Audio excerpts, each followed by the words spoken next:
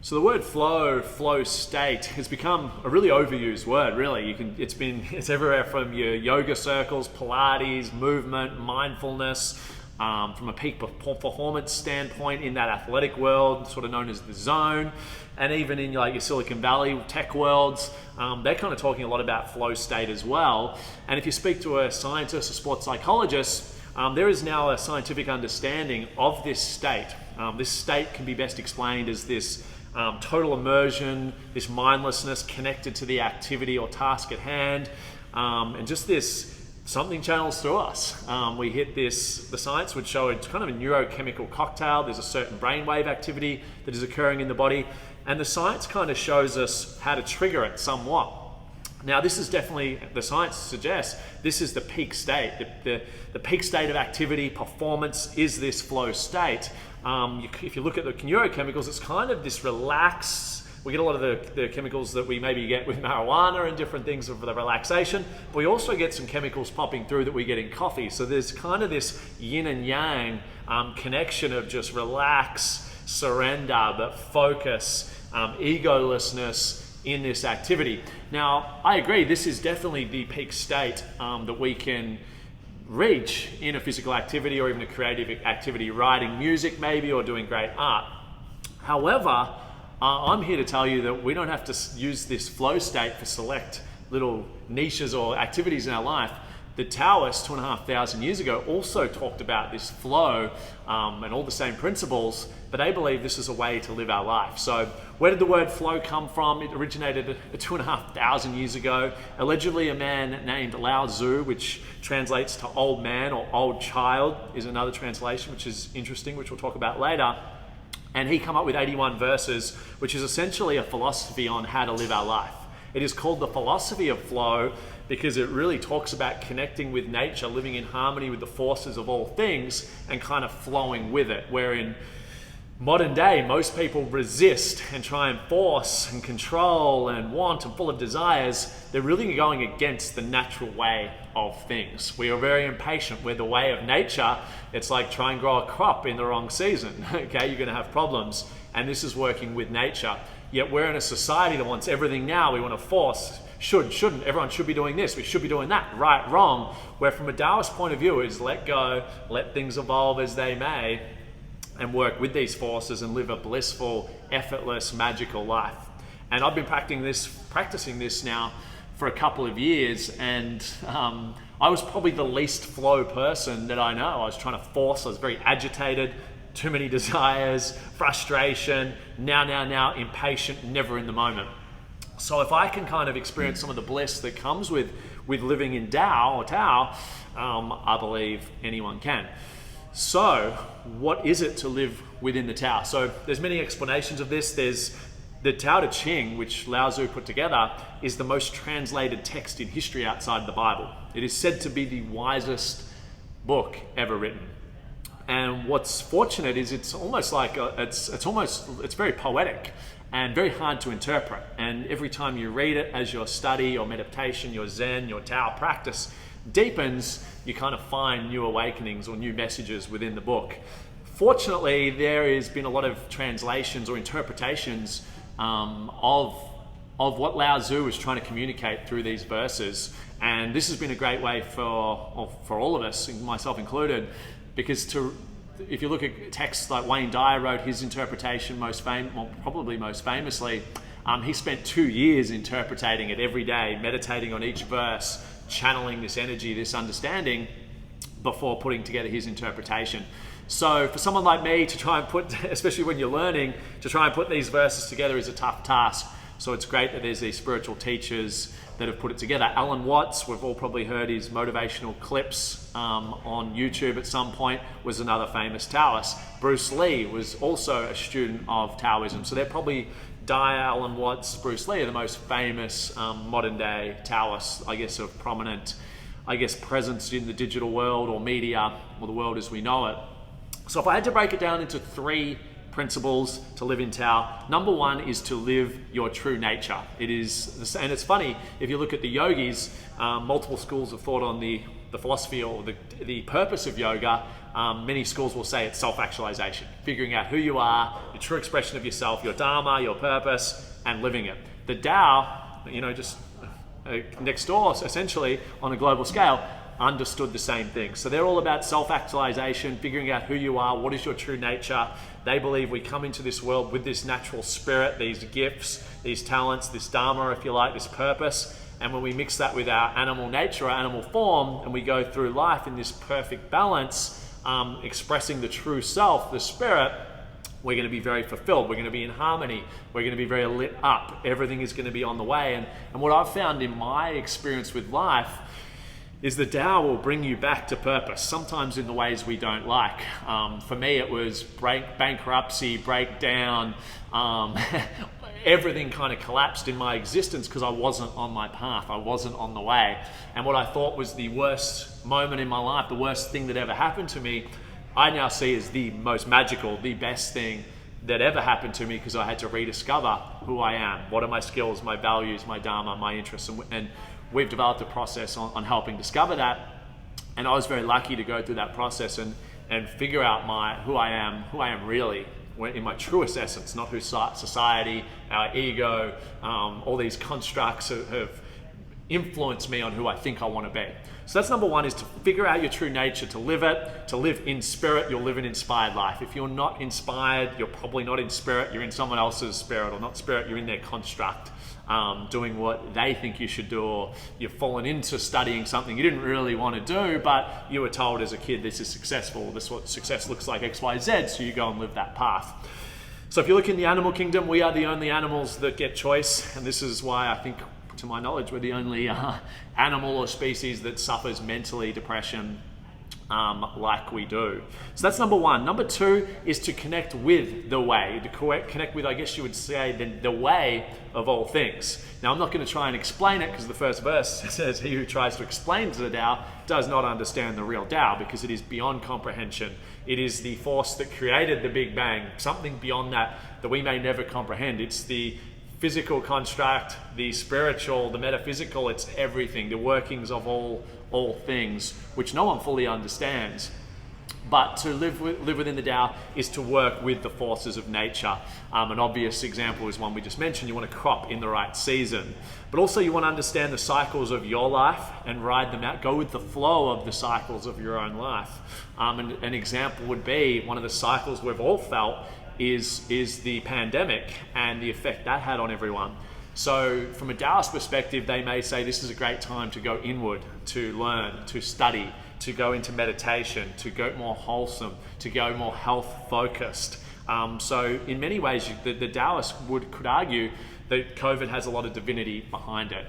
They would maybe say it's on the road to a great awakening. Everything is always on the way, not in the way. It is divinely perfect from a Taoist perspective. So when you start living your life, that whatever happens in the events that are happening to us, instead of trying to resist them and go, oh my God, it shouldn't be this way, why is this happening, it's so unfair, and we kind of stuck in resistance for 2 years, if we'd gone with the flow of that, you've got two people with a different path. I know which one, I know the outcomes of both. One is quite magical, and the other path of fighting it, resisting it, full of judgment, attachment to the way things are, rather than flowing with the way they actually are worlds apart. So that would be probably the second ideology of Tao. Live your true nature, work with the forces of nature. Understand we have limited control. What we perceive to be right or wrong is generally based on our own perception, which is very limited. The understanding is the Tao is far mightier, far wiser, and it's just a beautiful way to live life. I mean, from a really simple explanation of how my life's changed is the other day I went to my smoothie bar, and they were out of my smoothie that I get every day. 2 years before Tao, I would have been like, how can someone open a cafe and not be able to go to the local supermarket, figure it out? I would have blown up. Maybe never gone back to the place again. When you're living in Tao, you're kind of like, Tao doesn't want me to have a smoothie today. It wants me to do something else. And what happens with that perspective on life, and even there's been times at the airport where if there's a delay, I'm the person complaining, fidgety, oh my God, suffering by choice, or unconscious choice, versus, hey, my plane's been delayed 2 hours. I bet I'm going to run into the right book, and I'll find a book and it's got this message, and I'll kind of find the divinity in all things. And it's just a beautiful way to start living life, not being so attached, frustrated all the time. You kind of liberate yourself from that. The other big change that I've discovered in deep meditation is my first 30 odd years of life I would describe as very forced, trying to work really hard, trying so hard. I'm like, everything I do is trying to get the most out of life, push, make more money, do. And I could never be in the moment. I could never sit and enjoy and live in what we'll talk about next, in Wu Wei, living in the moment, which is flow. My whole life was very exhausting. And in deep meditation, I went into this journey, and this entity said, your story has been your whole life. You've got to work, hustle, cajoodle, and suffer to get through life. How's that going for you? And obviously the answer to that is terribly. I'm always sick, I'm always exhausted at that time. And this energy was like, you don't have to work that hard. How's that feel? And oh my God, I was just released. So this is to live in Tao, is to let the natural forces of nature flow with it, non-overexertion, which we'll talk about next. The third way is to live within the way of the Tao. To live in, we'll call it Wu Wei, which is very similar to what scientists are calling the flow state. Wu Wei is really this effortless action. That's what it translates as. And it's just the bit of a paradox with Taoism, because often people will say, oh, the Tao means you should have no goals, no expectations, you just do nothing.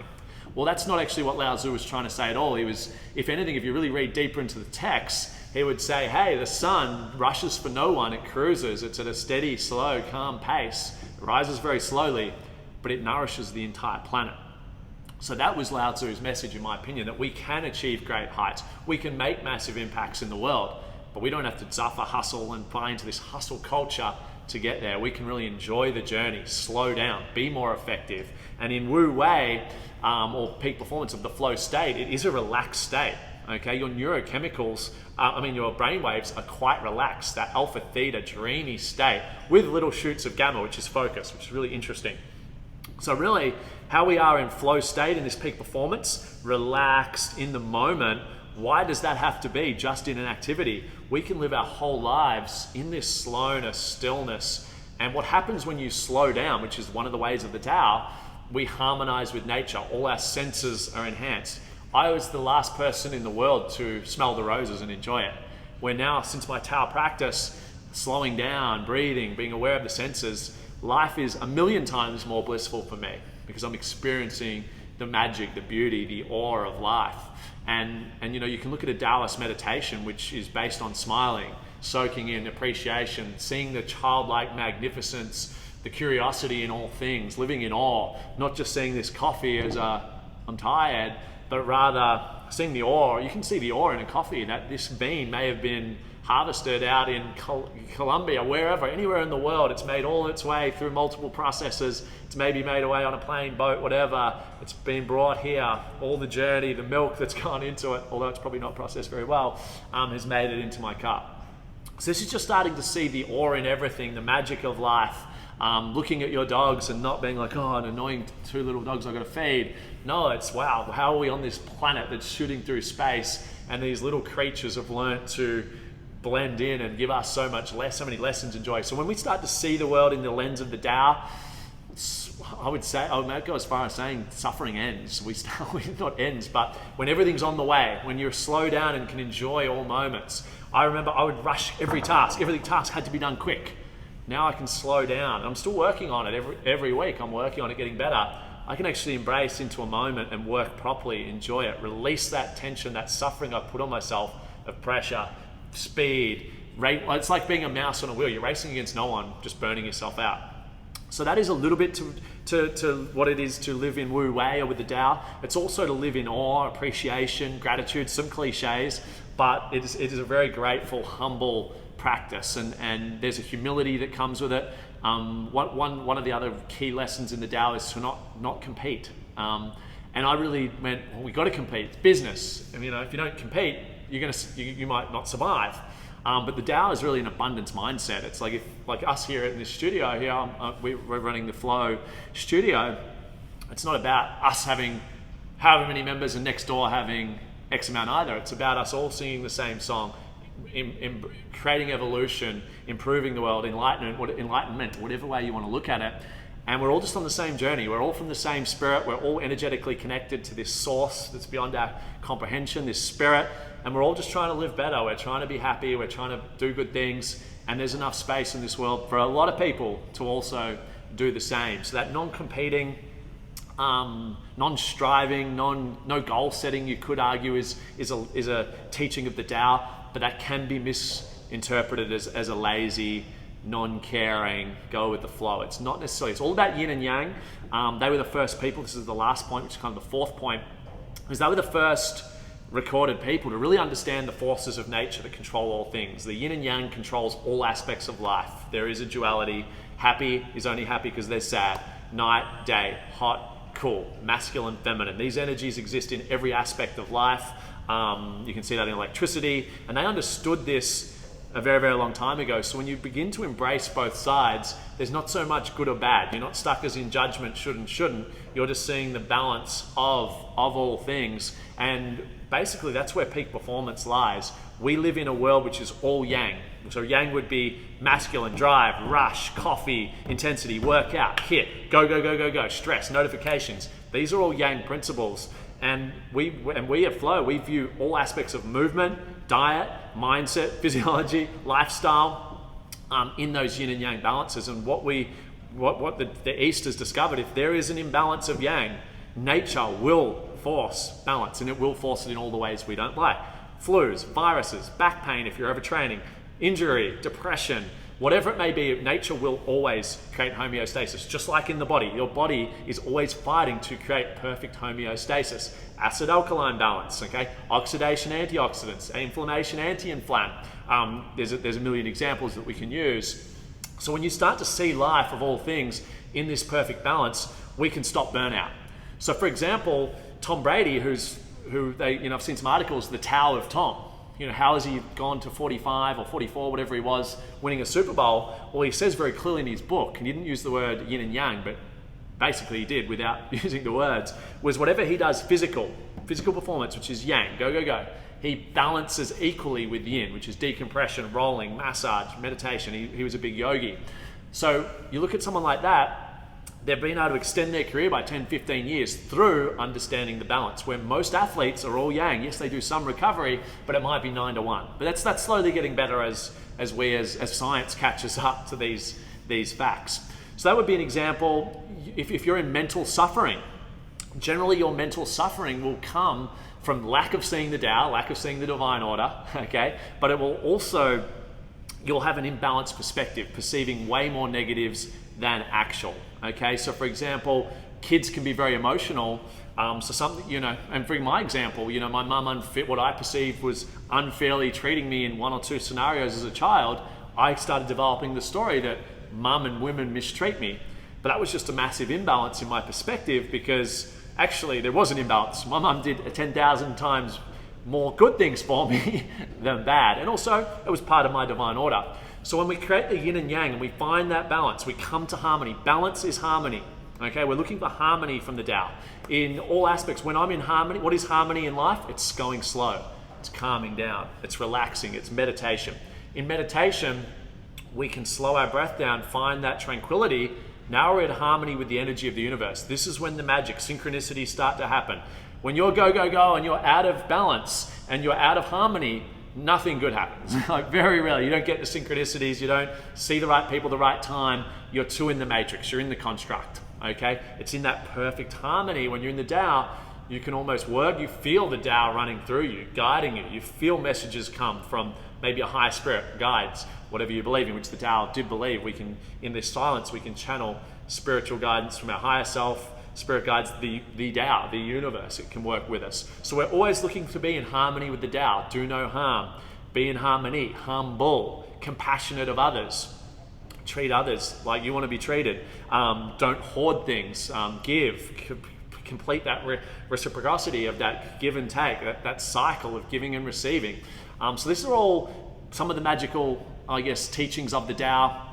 And what I do know for sure is this is the most blissful way to live. This is, if you talk about flow state being this effortless action, this going with the way of the force, being the pinnacle state of performance, well, we take that to our whole life, and this is the best way to live, because you can really balance your entire life, find harmony in relationships, diet, body, mind, and every bit of coaching that I do across all aspects is all about aligning Tao, aligning the yin and yang, creating harmony, spiritual alignment. And when you just start to calibrate the diet, the state, the breath, and just get everything in harmony, what do you get? You get bliss. When you release old traumas and emotions through creating a balance of perspectives, you get bliss. When you stop chasing, working so hard, and come to harmony, you feel bliss, okay? So that's the magic of the Tao. I believe this is the most important teaching. I've studied a lot of different philosophies. I definitely would not call it a religion, even though you could argue it broke into religion into the 400, I think, after death. It was banned in China, which, why would anyone ban the Tao? Because you can't control people with it. You can't, it's so pure, it's so loving, and humans naturally fall into the trap. When we detract from spirit, we get greedy, we get envious, we love control, power. So the Tao is about releasing that construct and coming back to our true nature, spirit, harmony with all, and it is an incredible way to live. One of my missions in life is to help share this message of the Tao, because I think there's nothing more crucial to our evolution than starting to live in Tao. If you look at the Tao and all the things I've just said, it is the exact opposite of the way we all live. We have no balance in relationships, masculine, feminine. People don't know what sex they are.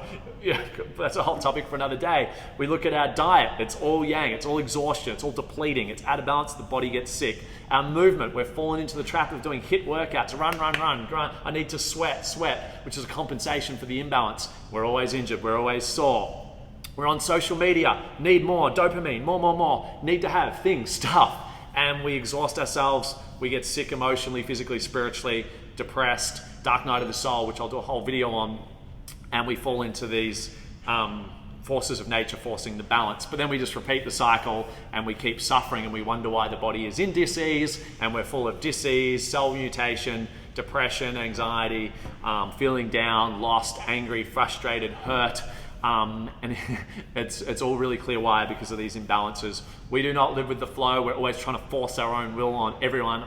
You should be doing Trump, you shouldn't be doing Trump, you should be vegan, shouldn't be vegan, rather than let people evolve and go through their own journey, let go, surrender.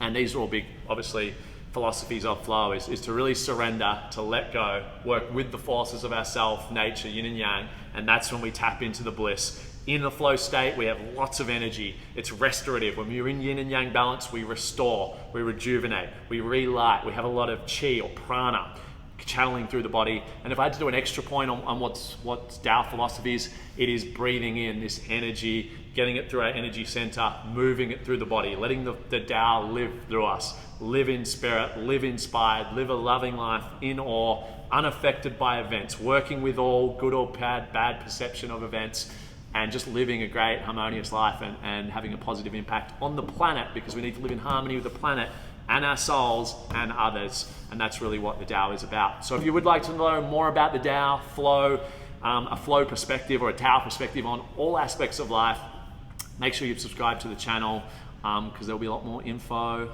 to come that is going to be transformational, to say the least.